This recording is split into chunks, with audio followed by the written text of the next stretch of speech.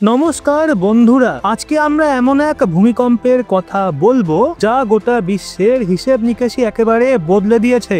এমন এক যুদ্ধ যা বন্ধু এবং শত্রুর আসল রূপ সামনে এনে দিয়েছে। মানে বুঝতেই পারছেন বন্ধুরা যে আমাদের আসল বন্ধু কে ছিল এবং পাকিস্তানের বন্ধু কারা ছিল, আর এখন তাদের সঙ্গে ঠিক কি হয়েছে। বন্ধুরা, বহু প্রশ্ন মানুষের মনে ঘুরপাক খাচ্ছে। প্রথম প্রশ্ন তো এই, আপনি কি জানেন 7ই মে থেকে 10ই মে 4 দিনের মধ্যেই পাকিস্তানের সহায়ক চীন, তুর্কি এবং আজারবাইজানের কোমর কিভাবে ভেঙে গেছে, কিভাবে তাদের লক্ষ কোটি ডলারের অস্ত্র বাতিলের খাতায় নাম লিখিয়েছে, কিভাবে তাদের প্রতিরক্ষা শিল্প বন্ধ হওয়ার জায়গায় এসে দাঁড়িয়েছে। পাকিস্তানের একটা ভুল কিভাবে ভারতকে সেই সুযোগটা দিয়েছে যা চীনের রাতের ঘুম কেড়ে নিয়েছে, কিভাবে আমেরিকান ফাইটার জেট এবং তাদের মিসাইলের সম্মান পাকিস্তান নিলামে তুলে দিয়েছে।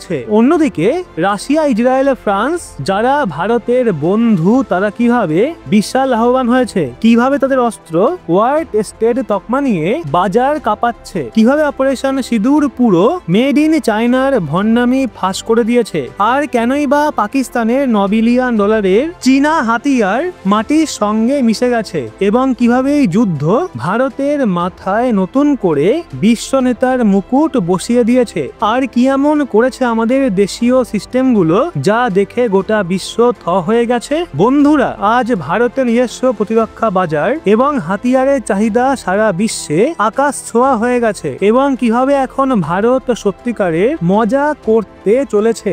সেই জন্য বন্ধুরা, ভিডিওটা ধামাকাদার হবে। অনেক দিকে তো অনেক কথাই হলো, কিন্তু এই সত্যটা জানা আপনার অত্যন্ত জরুরি যে পাকিস্তানের পাশে দাঁড়ানোদের কি হালটাই না হয়েছে এবং ভারতের পাশে দাঁড়ানো দেশগুলোর কপালে কি জুটেছে। এই গল্প মাত্র 4 দিনের, 7ই থেকে 11ই মে, মানে মাত্র 4 দিন, কিন্তু এই 4 দিনেই এমন কিছু ঘটে গেছে যা কিনা ইতিহাস বদলে দিয়েছে। ভারত এবং পাকিস্তানের মধ্যে একটা ছোট কিন্তু ভয়ঙ্কর ভাবে টান হাই ইন্টেন্সিটি যুদ্ধ হয়েছে, এবং এই যুদ্ধে ভারতের সেনাবাহিনী যে অভিযান চালিয়েছে তার নাম অপারেশন সিঁদুর। আর এটা কোনো সাধারণ অপারেশন নয় বন্ধুরা, এটা এমন এক যুগ্ম সামরিক অভিযান ছিল যা শত্রুর কোমর ভেঙে দিয়েছে এবং তার সব দম্ভ ভেঙে গুড়িয়ে দিয়েছে, যুদ্ধের মোড় একেবারে ঘুরিয়ে দিয়েছে। ফলাফল কি হয়েছে বন্ধুরা? পাকিস্তানকে আরেকবার চরম লজ্জাজনক পরাজয়ের মুখ দেখতে হয়েছে।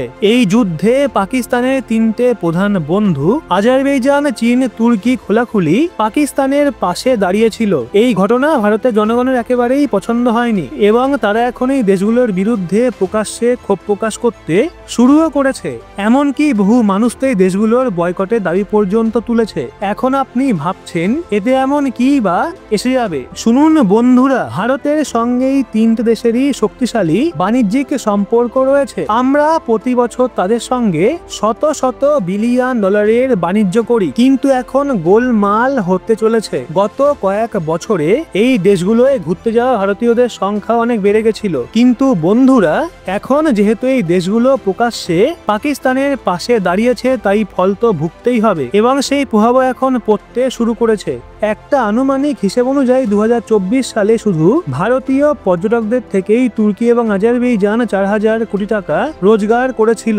এখন ভাবুন তো, যদি মানুষ সেখানে যাওয়া বন্ধ করে দেয় তাহলে তাদের কত বড় ক্ষতি হবে। এটা কোনো সরকারি স্যাংশন হবে না, কিন্তু ভারতের সাধারণ মানুষের এই সিদ্ধান্তই এখন এই দেশগুলোর কপালে কালো ছায়া ফেলতে শুরু করেছে। কিছু ট্রাভেল সাইট তো ভারতীয়দের পরামর্শ দিয়ে দিচ্ছে যে যদি খুব প্রয়োজন না হয় তাহলে তুর্কি এবং আজারবাইজানে ভ্রমণ এড়িয়ে চলুন। ওদিকে পুনের ব্যবসায়ীরা তুর্কি থেকে আপেল আমদানি না করার সিদ্ধান্ত নিয়েছে। অন্যদিকে রাজস্থানের মার্বেল ব্যবসায়ীরা যারা আগে প্রচুর পরিমাণে তুর্কি থেকে কিনতেন তারা এখন একেবারেই বয়কট করে দিয়েছে। গোয়ার হোটেল এবং ভিলা মালিকেরা তো তুর্কির পর্যটকদের থাকার অনুমতিতেই অস্বীকার করছে। কিছু ট্রাভেল এজেন্ট তুর্কির পরিবর্তে গ্রিসে যাওয়ার পরামর্শ দিচ্ছেন। উদয়পুরের মার্বেল ব্যবসায়ীরা সরাসরি বলছেন যে তারা তুর্কির সঙ্গে তাদের সমস্ত ব্যবসা বন্ধ করতে চলেছে। এখন আপনি বলুন তো, যদি এত মানুষ মিলে কোনো দেশকে বয়কট করে তাহলে সেই দেশের ইকোনমি কত বড় ধাক্কা খাবে।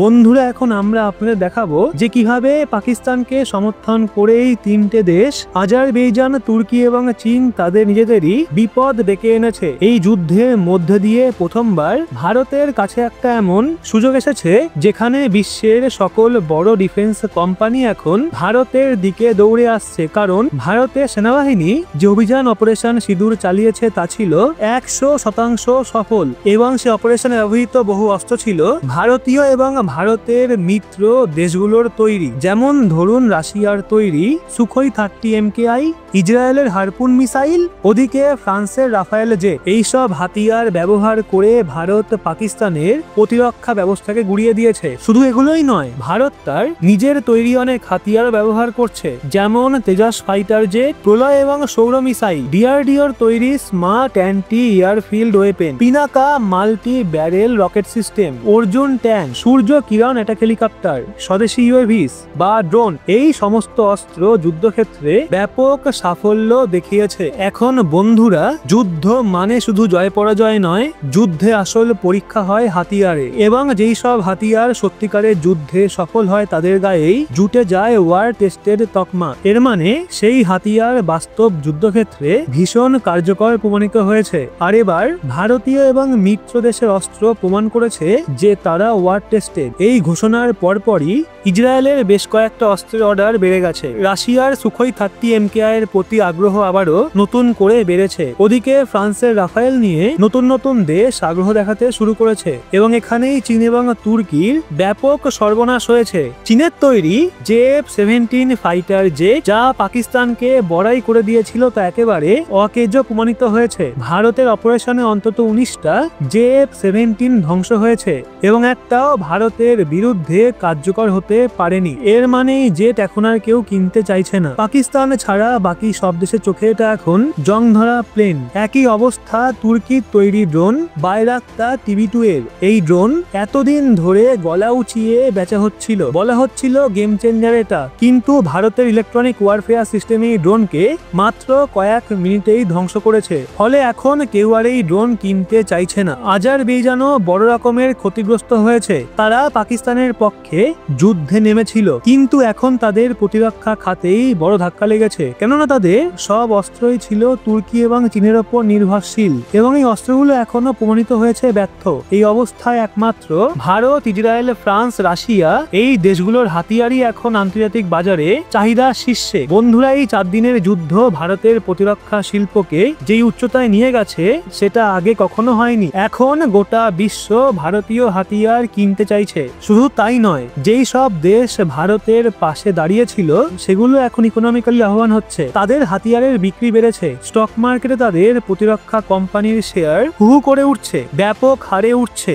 অন্যদিকে যারা পাকিস্তানের পাশে দাঁড়িয়েছিল তাদের কোম্পানির শেয়ার পড়ছে এবং তাদের অর্থনীতি ধাক্কা খাচ্ছে। ভারতীয় বাজারে তাদের প্রতি আস্থা দ্রুত কমছে। এটাই হয় যখন আপনি সত্যের পথে থাকেন এবং শক্তিশালী হয়ে সঠিক পথে এগিয়ে যান। সুতরাং বন্ধুরা, এবার বিশ্বের কাছে পরিষ্কার হয়ে গেছে যে ভারত এখন শুধু একটা শক্তিশালী দেশই নয়, বরং এক ওয়ার টেস্টেড নেতৃত্বকারী শক্তি, যার ওপর বন্ধুও নির্ভর করতে পারে আর শত্রুরাও কাঁপে। তো বন্ধুরা, এই ছিল আজকের এই ভিডিও। ভারতের হাতিয়ারগুলোর প্রতি আপনি গর্বিত হলে অবশ্যই কমেন্টে লিখুন জয় হিন্দ। একজন ভারতীয় হিসেবে ভিডিওটা লাইক করে শেয়ার করুন আপনার বন্ধু বান্ধবদের। সেই সাথে এরকমই লেটেস্ট ইনফরমেটিভ ভিডিও পেতে সাবস্ক্রাইব করে চোখ রাখুন রহস্য বাংলার পর্দায়।